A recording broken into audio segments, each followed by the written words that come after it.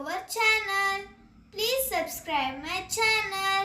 ಎಲ್ಲರಿಗೂ ನಮಸ್ಕಾರಗಳು ಮಕ್ಕಳೇ. ಈ ವಿಡಿಯೋದಲ್ಲಿ ನಾವು 3ನೇ ತರಗತಿಯ ಕನ್ನಡ ವಿಷಯದ ಭಾಗ 1ರಲ್ಲಿನ 2ನೇ ಪಾಠವಾದ ನನ್ನ ಕನಸು ಎಂಬ ಪಾಠದ ಪ್ರಶ್ನೋತ್ತರಗಳನ್ನು ತಿಳಿಯೋಣ ಮಕ್ಕಳೇ.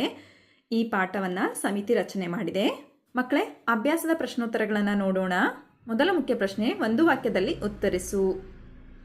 ಮೊದಲ ಪ್ರಶ್ನೆ, ಕಾಡಿಗೆ ಮರ ಕಡಿಯಲು ಬಂದವರು ಯಾರು? ಉತ್ತರ, ಕಾಡಿಗೆ ಮರ ಕಡಿಯಲು ಬಂದವರು ಮಾನವ.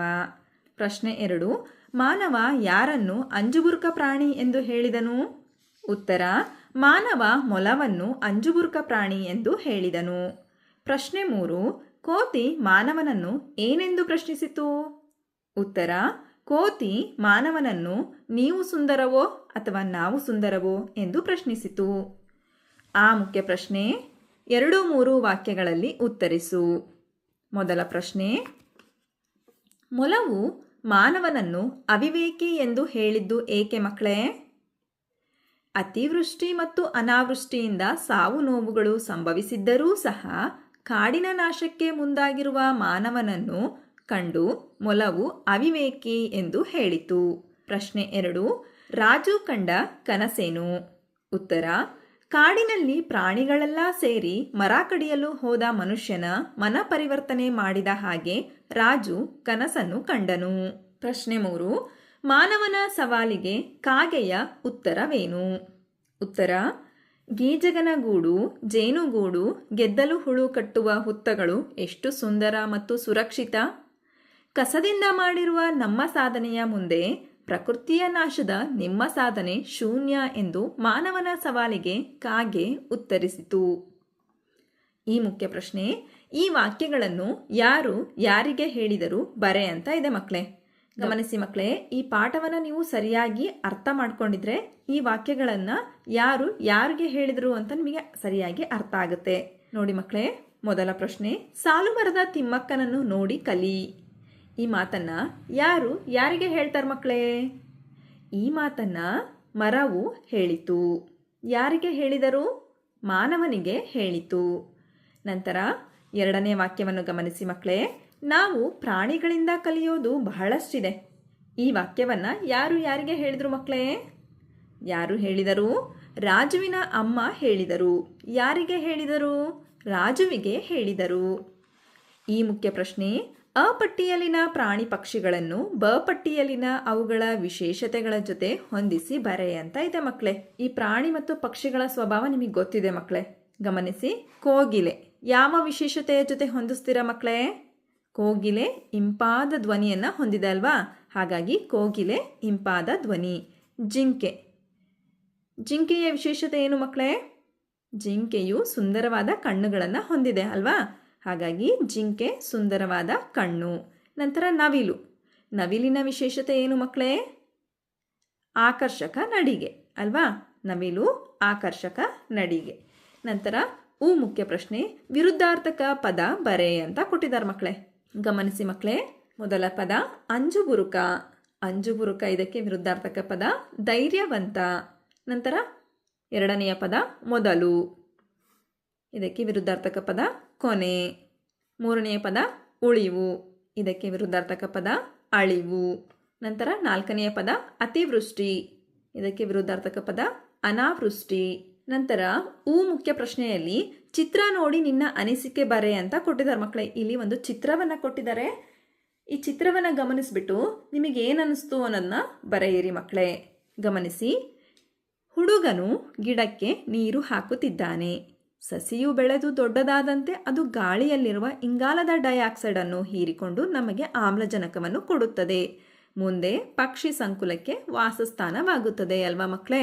ಅದೇ ರೀತಿ ನಿಮ್ಮ ಅನಿಸಿಕೆಯನ್ನು ನೀವು ಸಹ ಬರೀಬಹುದು ಮಕ್ಕಳೇ.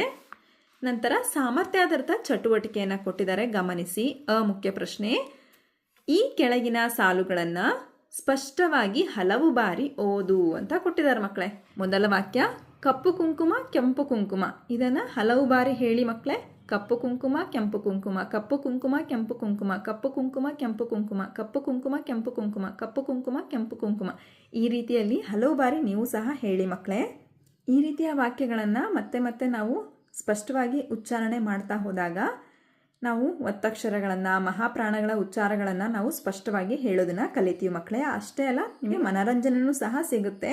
ಮತ್ತು ನೀವೇನಾದರೂ ತೊದಲ್ತಾ ಇದ್ದರೆ ಅದನ್ನು ಸಹ ಸರಿಯಾಗುತ್ತೆ. ಅಕ್ಷರಗಳನ್ನು ಕೆಲವೊಮ್ಮೆ ನುಂಗ್ತೀವಲ್ವಾ, ಅದು ಸಹ ಕಡಿಮೆ ಆಗುತ್ತೆ ಮಕ್ಕಳೇ. ಹಾಗಾದರೆ ಎರಡನೇ ವಾಕ್ಯ ಏನು ಕೊಟ್ಟಿದ್ದಾರೆ ನೋಡಿ. ಸಂಪಂಗಪ್ಪನ ಮಗ ಮರಿ ಸಂಪಂಗಪ್ಪ, ಸಂಪಂಗಪ್ಪನ ಮಗ ಮರಿ ಸಂಪಂಗಪ್ಪ, ಈ ರೀತಿಯ ಹಲವು ಬಾರಿ ಹೇಳಿ. ನಂತರ ಮೂರನೆಯ ವಾಕ್ಯ ಕಾಗೆ ಪುಕ್ಕ ಗುಬ್ಬಿ ಪುಕ್ಕ, ಕಾಗೆ ಪುಕ್ಕ ಗುಬ್ಬಿ ಪುಕ್ಕ, ಈ ವಾಕ್ಯವನ್ನು ಸಹ ಹಲವು ಬಾರಿ ನೀವು ಉಚ್ಚರಿಸಿ ಮಕ್ಕಳೇ. ನೋಡಿ, ನಂತರ ಆ ಮುಖ್ಯ ಪ್ರಶ್ನೆ, ಈ ಪದಗಳನ್ನು ಸ್ಪಷ್ಟವಾಗಿ ಓದಿ ನೀಡಿರುವ ಖಾಲಿ ಜಾಗದಲ್ಲಿ ಶುದ್ಧವಾಗಿ ಬರೆ ಅಂತ ಕೊಟ್ಟಿದ್ದಾರೆ ಮಕ್ಕಳೇ. ನೋಡಿ, ಇಲ್ಲಿ ಕೆಲವು ಪದಗಳನ್ನು ಕೊಟ್ಟಿದ್ದಾರೆ ಮಕ್ಕಳೇ. ಆ ಪದಗಳನ್ನು ಸ್ಪಷ್ಟವಾಗಿ ಓದ್ಬಿಟ್ಟು ಕೆಳಗೆ ಕೊಟ್ಟಿರ್ತಕ್ಕಂತಹ ಜಾಗದಲ್ಲಿ ನೀವು ಬರೀಬೇಕು. ಮುಗಿಲೆತ್ತರ, ಪ್ರತಿಧ್ವನಿ, ನಿಮಿರು, ಭಯಮಿಶ್ರಿತ, ಅತಿವೃಷ್ಟಿ, ಮನ ಪರಿವರ್ತನೆ, ಉತ್ಪಾದಿಸು, ತೋರ್ಪಡಿಸು, ಅನಾವೃಷ್ಟಿ, ಸೌಂದರ್ಯ. ನೀವು ಸಹ ಸುಂದರವಾಗಿ ಬರೆಯಿರಿ ಮಕ್ಕಳೇ.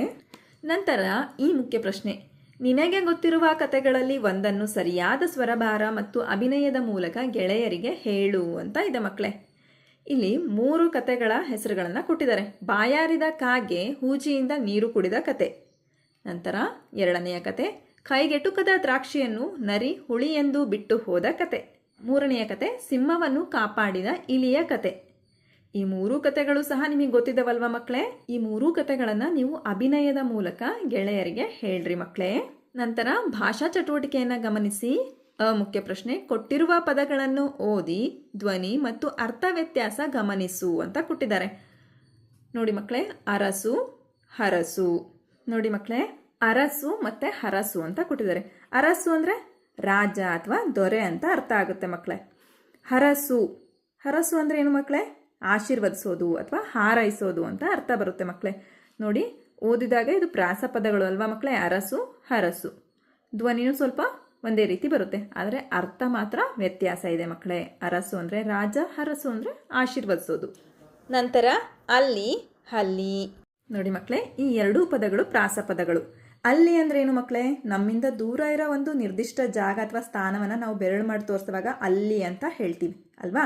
ಹಾಗೆ ಹಲ್ಲಿ ಅಂದರೆ ಏನಂತ ಅರ್ಥ ಗೊತ್ತಿದೆ ಅಲ್ವಾ ಮಕ್ಕಳೇ? ನಿಮ್ಮ ಮನೆಯಲ್ಲಿ ನೋಡಿರ್ತೀರಲ್ವಾ, ಗೋಡೆ ಮೇಲೆ ಹಲ್ಲಿ ಒಂದು ಕೀಟವನ್ನು ಹಿಡಿಯಲು ಕಾಯ್ತಾ ಇರುತ್ತೆ.